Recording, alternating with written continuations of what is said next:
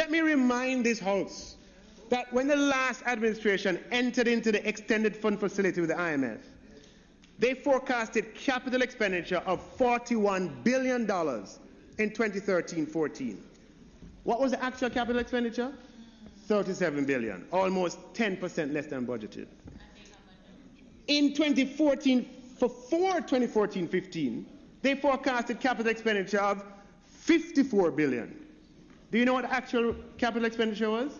It was $23 billion, or 57% less than budgeted, less than half. Mr. Speaker, they forecasted capital expenditure of $71 billion in 2015-16. What was the actual expenditure?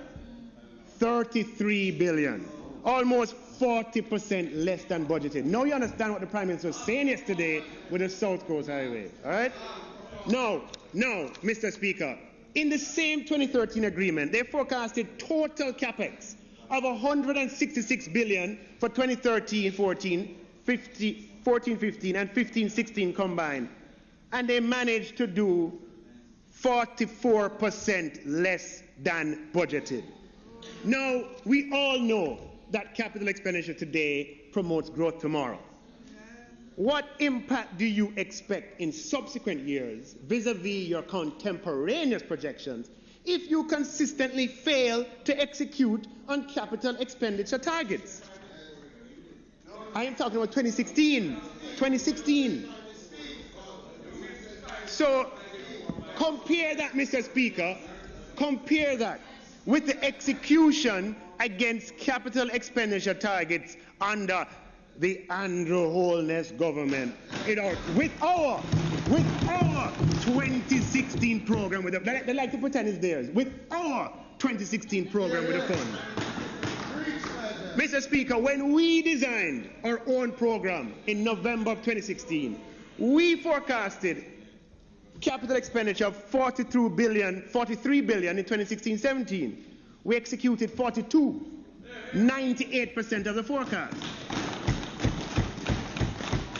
In the same 2016 IMF agreement, we forecasted capital expenditure of $45 billion in 2017-18, and we surpassed it, executing $47 billion.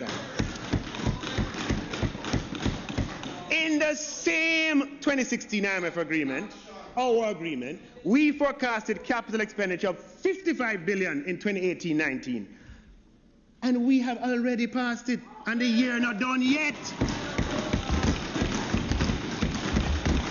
The year not done yet. We have a supplementary. We are at $64 billion. We forecasted $55 billion. An overperformance of 20%, Mr. Speaker. Instead of underperforming on the critical area of capital expenditure like many previous administrations, we are overperforming with respect to capital expenditure, which is critical to providing the support for economic growth. So when you hear us talk about capital expenditure, it is because we have put a great effort in that area, and we have good results to show. Now come bad behind us feet. We have made